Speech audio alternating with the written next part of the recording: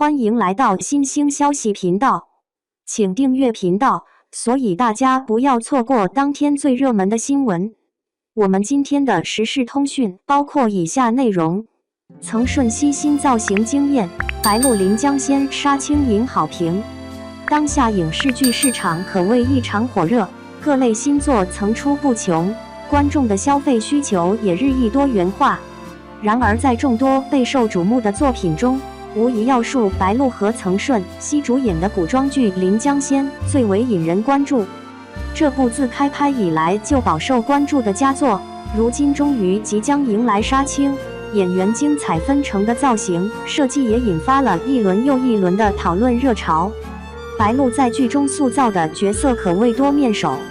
在蓝色纱衣的仙气造型下，她展现出灵动飘逸的气质，如同一尊闪烁生辉的白瓷塑像；而在鲜艳柔美的红色华服中，她又化身为一只浴火重生的凤凰，张扬霸气，让人心驰神往。这种隐藏于表象之下的内在蜕变，无疑彰显了白鹿出色的专业素养和细腻的演技功力。不仅如此，白鹿在造型上的独特风采也引发了广泛关注。她在剧中或温婉动人，或霸气十足，或仙气缭绕，每一种状态都令人眼前一亮。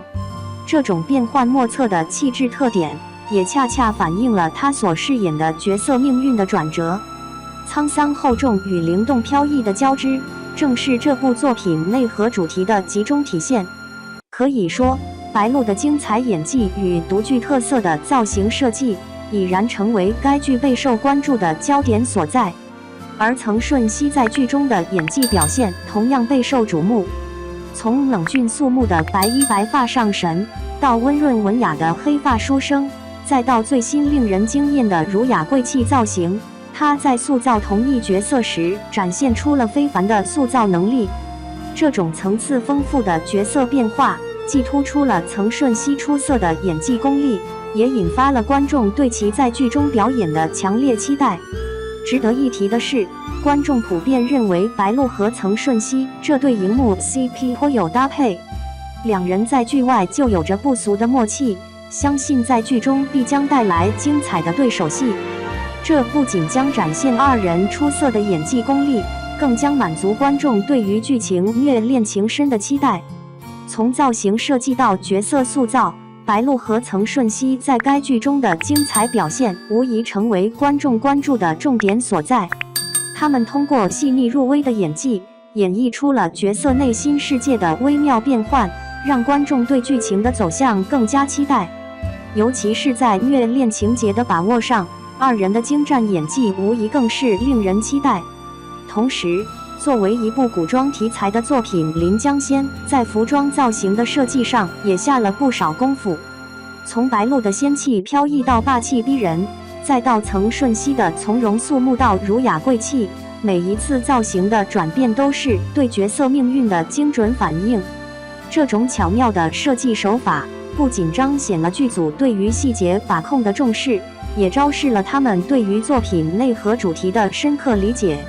综上所述，《临江仙》即将杀青，白鹿与曾舜晞的精彩演绎无疑是这部作品的一大亮点。他们出色的演技功力，加上剧组精心设计的服装造型，为这部作品增添了更多的戏剧张力。相信在正式上映后，这部作品必将引发广泛讨论，成为影视圈的又一话题热点。期待这部作品能够为观众带来一段精彩绝伦的视听盛宴。二，同样是万人迷人设，凭啥刘亦菲大受好评，白鹿却被人嘲太普信？要说起这万人迷角色，还真不是好演的，但凡女演员的颜值不过关，处处都是槽点。比如去年白鹿演的郑书意，倾国倾城大美人，却遭网友评价太普通，甚至颜值还不如女配，还敢营销大美人。然而今年刘亦菲演的黄一梅，同样也是万人迷角色，却让网友们赞叹不已。那么两人的差距究竟有多大呢？导致网友态度如此截然相反。颜值差距，一个明艳大气，一个相貌平平。这两人在剧中的设定基本都是大美人、万人迷。刘亦菲演的黄一梅在剧里一共有4个男主，个个都英俊潇洒。从开场的一幕就被公司的人簇拥着，从小追求的男人就排着长队。剧里的描述也很明显，对于黄一梅的好美，基本只要看一眼都会赞叹一句是个美人，甚至还让老男人愿意抛弃谈了7年的女友，也要和她谈恋爱，足以证明她的美貌。不得不说，刘亦菲的颜值是真的够顶，精致的鼻梁，明媚的眼睛，笑起来太有感染力，那种游刃有余的感觉，美就像呼吸一样简单，所以演起来是十分合理。但同样的人设在白鹿身上就会让人一言难尽。去年的《以爱为营》，她演的郑书意几乎也是这种人设。剧里基本所有的人物出场，无论男女都会评价一句倾国倾城，这样的容貌干什么都可以，但网友们却纷纷吐槽女主是的多普信，才会认为人人都赞扬她漂亮。说白了，就是白鹿的颜值没有达到大美人的标准，所以在这种人设上并不讨喜。虽然她也算美女，但比起刘亦菲显然是很不够看了，五官明显有硬伤，一笑牙花子都露了出来，实在和女神不搭边。刘被称为天仙也不是并没有道理的，脸长的实在是太标致，典型的古香美女，尤其是在电视剧里的对脸镜头，根本就没在怕的。而白鹿却被豆瓣称为4普之一，颜值也算不上明艳，更与精致不搭边，剧里往往都需要滤镜和磨皮的加持，一来个对脸，短板就显露出来，甚至还不如一直被评价寡淡的安月熙。果然是对比产生美啊！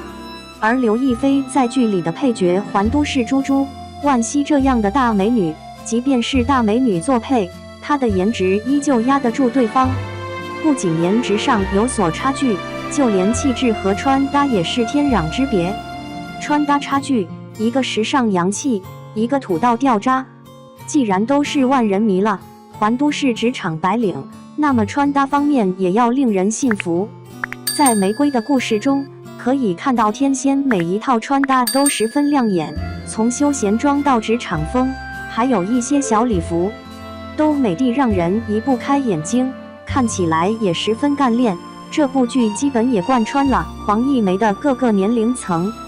有大学毕业的学生装，也有初入职场的工作装，再到她在家的睡衣装。可以说，无论哪一种风格，天仙都把握得游刃有余，完全就是小说里的女主走出来了，即便披快步都是好看的，更别提她的风衣和晚礼服了。这些衣服既体现了时尚感，又衬托了她的气质，再加上天仙又高又瘦的身形，穿上去就像要去走秀一样，即便是200块钱的衣服，也能让她穿得又贵又有质感。反而白鹿在《以爱为营》里的穿搭简直被网友吐槽出圈了，尤其是她穿的小香风，被人之间调侃实在太壮了，和男主站在一起，肩膀都快比男主宽了，一时都不知道是谁的问题了。还有那套黑色西装，穿起来本应该是干练的、显气质的，谁知白鹿在剧里的表现却直接让这套衣服被调侃成了保洁阿姨同款。剧中还有一条红色裙子撞衫环节，估计是想用谁丑谁尴尬的梗用来衬托女主的美。没想到这裙子穿在白鹿身上却成了累赘，反而暴露了她身材的短板，显得她整个人壮了不少，而且也看不出比例，反而像是55身。还有一套白色 Gucci 的大衣，这套衣服明显上档次多了，毕竟是奢牌，但在白鹿的身上却看不到高奢的影子，既没显出她的身材，也没体现出人物应该有的气场。而这件衣服还被网友扒出，居然是倪妮在春晚上的同款，只能说衣服还是得看人穿。最关键的是，要说衣服是淘宝货，穿不出质感来也就算了，但从网友扒出的各种同款来看，显然价格比平常衣服贵了不少，基本都是几千左右的。最关键的是，这2部剧还是同一个造型师，看来有时候还是分人的。最后就是演技上的差别了，演技差距，一个游刃有余，一个得意洋洋。虽然天仙的演技之前也受到不少的诟病，但比起新晋小花来说，还是显得松弛多了。剧里的黄一梅有血有肉，从青春懵懂到经历人生沧桑，美丽女人的几个阶段，她都处理得游刃有余。尤其是在表现美丽这一点，笑起来就阳光明媚，面对上司是彬彬有礼，又有点小俏皮，有点小叛逆。毕竟是万人迷，持量行凶是家常便饭，但在她身上却看不到那种仗着美貌就得意洋洋的模样，反而让人更加欣赏。拒绝丑男也是干脆利落，让人下意识的就认为那样的人确实配不上美丽大方的黄一梅。而白鹿演的郑书意却整体都透露出一副小人得志的模样，全然一副自己很美，凭什么别人的目光不在自己身上？面对比有钱人时是谄媚献殷勤，面对一些地位不如自己的人，则是一副高高在上的模样。这种价值观很难想象，居然是女主。尤其是剧中和恶毒女配的对戏中，明明是对方从中作梗，自己是受害者，却在她的表演下俨然让自己成了恃强凌弱的反派。脱口而出的台词就是自己长得美，就是靠脸吃饭的。很难想象倾国倾城的女主会把美貌当作欺压别人的工具，反而像极了对自己不够自信，需要一再提醒的普信女。只能说，大美女压根不需要自己提，周围人的反应就是最好的证明。结语，只能说，这种万人迷类的角色，真不是什么人都能演的。演员还是要挑适合自己的人设，提升业务能力才是最主要的。不知道您对此有什么看法呢？欢迎在下方评论区留下你的想法。喜欢文章记得点赞关注，我们下期再见。